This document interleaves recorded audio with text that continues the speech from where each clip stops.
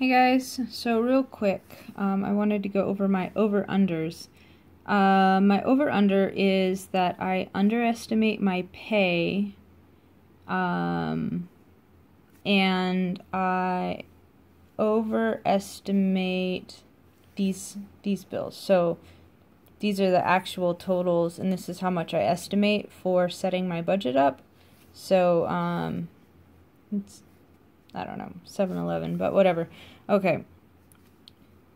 So, what I did was in the beginning of the month, the overage, the extra for my paycheck, and the extra for my Audible and Netflix came out to $608. The coins that I brought in was $14.45, and my paycheck was like almost $97 extra, plus the over-under for my bills, which is my, oh, here we go, my phone bill and my student loan bill, comes out to like, what, $505. So that added with that 96 came out to the 101.88. So my total going into my basic savings account this month is $122.41. Yay! So another goal for November was to make my make my over-under a priority. I wrote it down here.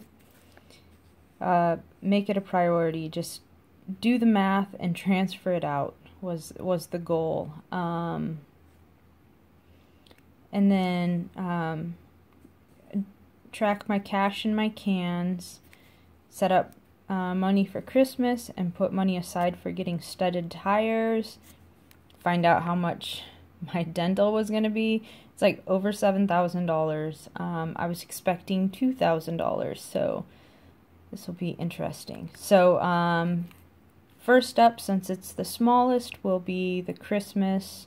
I can fund that basically this month.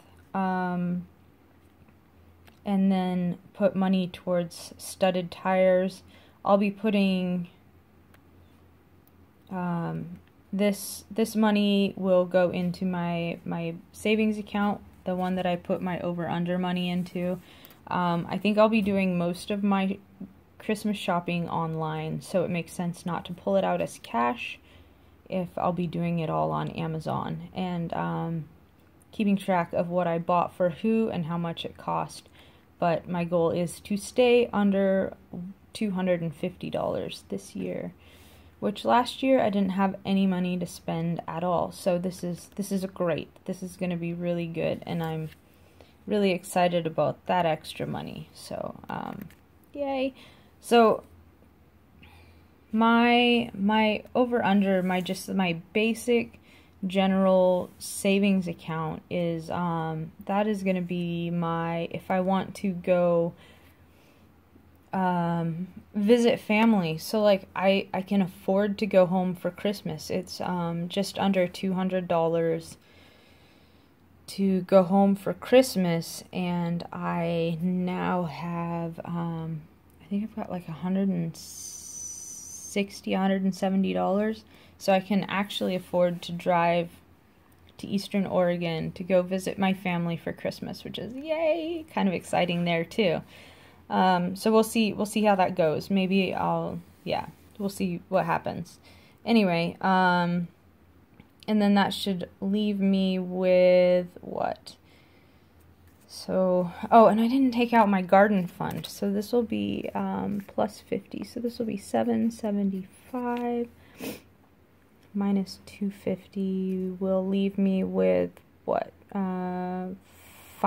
Basically $500 to go towards this. So then I only have to come up with another $160 next month, and I'll have enough money to get studded tires by Christmas. Yay!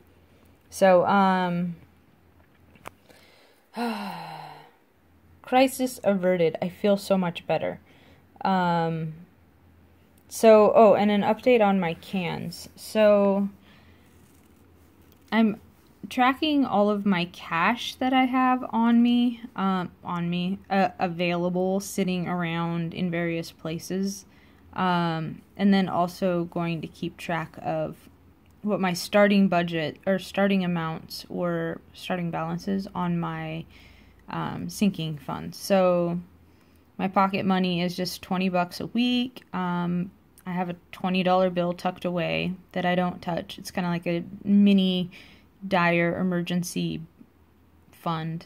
My pet can, I just pulled, I had $15 left over in here for my pet fund, buying food and stuff. I didn't buy food, but I'm going to go and get another $30, so I put 10 of the 15 into my can, and so now I have $200 in my pet's emergency fund, or my pet medical fund, or it's time to buy flea meds again, and I just bought food, so I don't have $50 in my wallet. Sort of, that's what the pet can is supposed to do. It's, I don't know, just a sinking fund for the pet stuff. Anyway, I'm not adding $50 to my garden fund, but I did just empty my my food, my groceries, and that was $17. So that brings me up to 102. So I have $102 in my garden fund. My rainy day fund, I do still need to do the math on that. The sock, haven't touched it. Emergency fund, that's a bank account, still has $1,000. Car fund, I've bought fuel since this, so I have to check on that. I'm gonna wait until till my automatic transfer goes through. But yeah, these aren't places. My car and my medical dental, I don't overspend in those. My emergency fund, obviously. My sock is like sock away money. It's just some cash that I have sitting at home that is kind of like a baby emergency fund, or something weird and random comes up that I need to pay for. That's what that's about. Rainy day fund is just kind of like my go and entertain myself, replace my clothes that I need to replace. Like I just bought almost $40 worth of underwear. Okay, they were 3 packs of Jockey, but they all last about 4 years, each pair of underwear. So I got 9 pairs that'll go for, yeah, I mean, for under $40. They normally are like $22 for 3 pairs, which is crazy. But there was like buy 2, get 1 free, and then I got a military discount and some other discount too. Oh, because I signed up for a Jockey membership card or something, I don't know. Anyway, I paid cash, it didn't go onto a Jockey card, that's all I know. So I ended up getting a pretty good 4 Jockey underwear deal on my underwear, and I got some socks.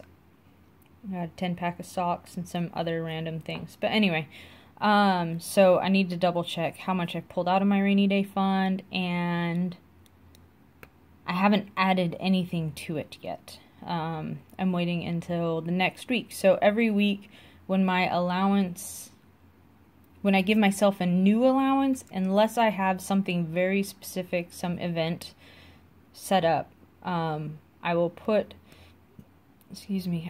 my allowance, leftover allowance money into the rainy day can. And then the reason why I wouldn't put my money in there is if I was planning on going out to eat somewhere.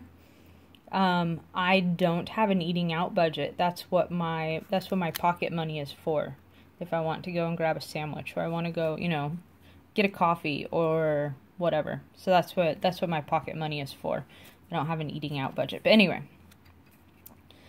that is all extra. So there's a couple updated cans, and my over-under came out insanely high.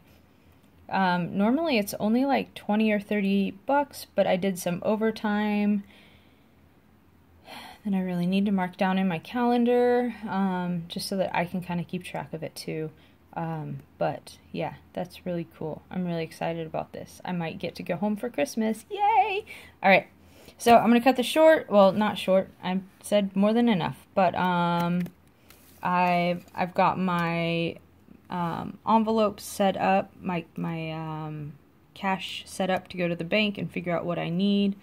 Like I've said this before, I write down what I'm pulling money out for. This is like what I normally pull money out for, but this is different because I'm not pulling out for my personal. I already put that into my medical dental fund, and I'm not pulling out for garden this month